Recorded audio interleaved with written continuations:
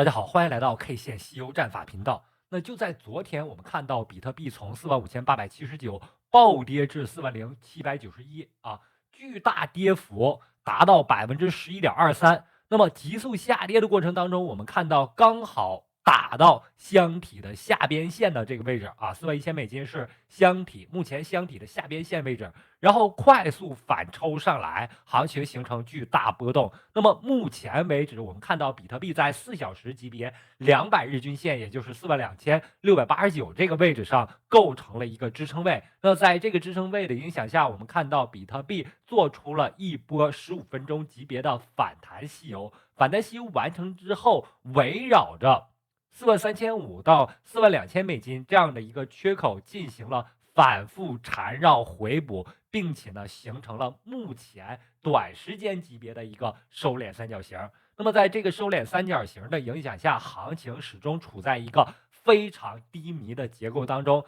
并且呢在4小时级别上，我们看到4小时级别悟空阴线、巴金阴线、沙僧阴线组，那下方呢是有机会再次下探，形成4小时级别唐僧阴线的。这个目标点位呢是在42000美金，也就是行情当中4小时级别200日均线附近。但在周线级别上，我们看到一个希望，就是目前行情走出的是第3轮的周线级别上涨吸油。那第1轮周线级别上涨吸油是1月份开启的一轮周线级别上涨吸油，经过日线级别调整之后，第2轮6月份出现了一个悟空阳线。悟空阳线从6月份开始一直调整到10月份，然后这个悟空阳线经历了妖怪 K 线的干扰之后，10月底的行情随着比特币月的展开，这个悟空阳线重新复活，然后走八戒阳线、沙僧阳线组合、唐僧阳线。进入到23年12月份，我们看到新一轮第3轮次的悟空阳线啊，周线级别悟空阳线在这里面出现之后，因为在前2轮行情当中，特别是第2轮的上涨过程当中，没有经历大幅的调整，所以呢，在第3轮次悟空阳线走出来之后，这个位置上震荡非常多，在4小时级别上反复形成这个箱体结构构成的一个干扰性的震荡的一个曲线。那么这里面我们也看到了，是由一个大开口的收敛三角形向窄开口收敛三角形过渡，2次假的突破，然后随即被打了回来，并且呢，第2次假突破过程当中，由于焦点位的吸引力作用，黑洞效应把这个 K 线从46000美金直接回踩到41000美金附近。但目前的箱体中线啊，也就是42000美金到43000美金这样的一个区间，构成了一个短时间的支撑，因此呢，在短时间支撑影响下，行情不至于引起大幅的波动。那么市场正在等待消息面在周末啊出现之后 ，SEC 是否能够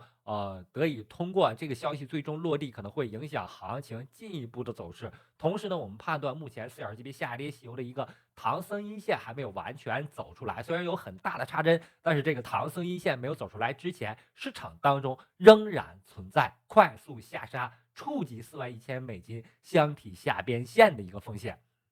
那在昨天这样的一个行情下，我们看到很多暴力的行情，比特币下跌的过程当中，它反而出现了一个快速上涨。那么我们称这些币种为妖币，以 YJJ 和 People 为代表。我们看首先看一下 YJJ。那在日线级别上，我们看到 YJJ 呢，目前是走的是第2轮的日线级别上涨吸油，有悟空阳线、合并 K 线之后一组干扰线 K 线，上方有八节阳线。那么今天走出了一个沙僧阳线，这个位置容易出现干扰性 K 线震荡，但是上方呢可能会走出一个唐僧阳线。那么我们再看一下啊，刚刚这个 iCoin 西西面出了一个 ARB， 那 ARB 呢也是本轮行情当中相对来说强势的一个币种，那么它的走势已经冲出了2美金附近的一个高点。这样的结构当中，我们看到前面行情当中出现2轮日线级别上涨吸油，然后第3轮日线级别上涨吸油，走悟空阳线、八进阳线、沙僧阳线和目前的一个唐僧阳线。那么唐僧阳线走完之后，根据我们 K 线西游战法时间级别切换、方向切换，可能就会出现一定的调整。那么注意这里面调整过程当中可能会有这个4小时级别悟空阴线或者小时线级别悟空阴线出现，我们要以此作为标志性的阴线。下跌阴线出现之后，下方可能会走出八线阴线、沙僧阴线、唐僧阴线啊，做一个小线级别到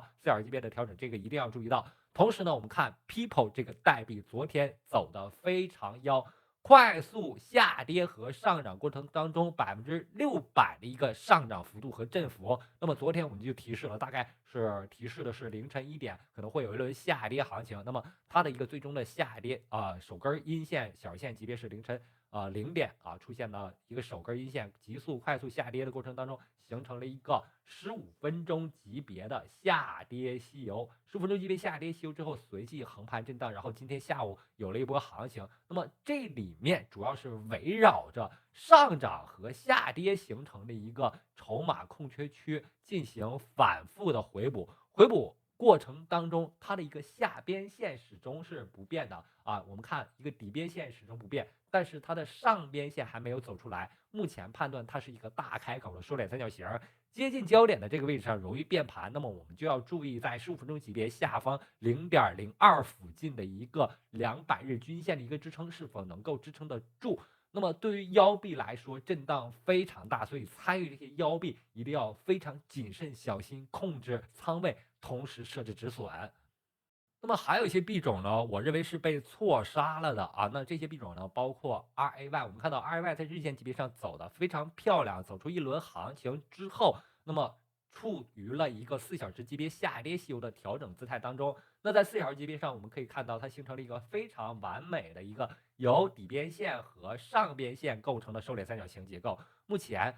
在4小时级别1440均线构成了一个非常好的一个支撑。那么随着行情逐渐接近近焦点附近，它的变盘区域将会迎来。那么变盘的过程当中要注意4小时级别200日均线在$1附近能否构成一个支撑，同时这个位置也是一个抄底的位置，如果能快速下杀到$1附近，这是一个可以抄底的位置。同时当前的横盘结构容易酝酿多头行情，毕竟呢在趋势上，在周线级别上，我们看到周线级别走出悟空阳线、八剑阳线、沙僧阳线、唐僧阳线之后，周线级别上涨西游之后，做出4小时级别到日线级别调整，那么上方空间已经被打开，我们看到下跌和上涨几乎是对等的一个收敛三角。所以呢，在未来我认为 RAY 还有一波行情，我们在底部$0.3附近在7月份进行了一个抄底的动作，虽然最低点打到了$0.16，但是呢，随着行情的回暖，这种我们认为50币的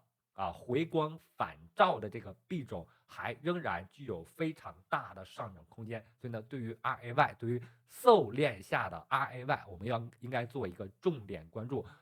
与此同时，我们看到被错杀的还有 EJLD。那么 EJLD 呢，在牛市行情当中涨势非常迅猛，从低点$6.45上涨到$544.95，涨幅达到惊人的77倍。随着熊市的到来，我们看到它经历了一个巨大的调整过程，调整幅度达到95%。但是行情重启过程当中，我们看到周线级别悟空阳线和八戒阳线已经走了出来，上方呢走出了一个沙僧阳线。虽然沙僧阳线被打压掉了，但是呢是由于当前比特币快速下跌过程当中，引发了 EJLD 做出的一个4小时级别快速学习下杀被错杀的一个过程。那么在错杀结束之后，我认为对 EJLD 经历完调整会有更猛烈的一波上涨行情，因为在前面行情当中曾经走过一轮高达77倍的牛市，所以呢，本轮行情我认为它仍然会有一个非常亮眼的表现。同时呢，要注意的一点是，它的横盘阶段，它的一个价格一个支撑位，目前是支撑位，之前跌破之前是一个阻力位，是在$44，所以呢，$44也是可以进行抄底的一个位置。那$44呢，下方是一个黄金坑。EJLD 走出黄金坑之后，我们认为$44是一个非常重要的一个支撑位所以呢，57到$44这样的一个区间是一个比较好的一个被错杀币种的一个抄底的位置所以呢，对于这种被错杀的币种分仓进场设置止损，注意重点的支撑位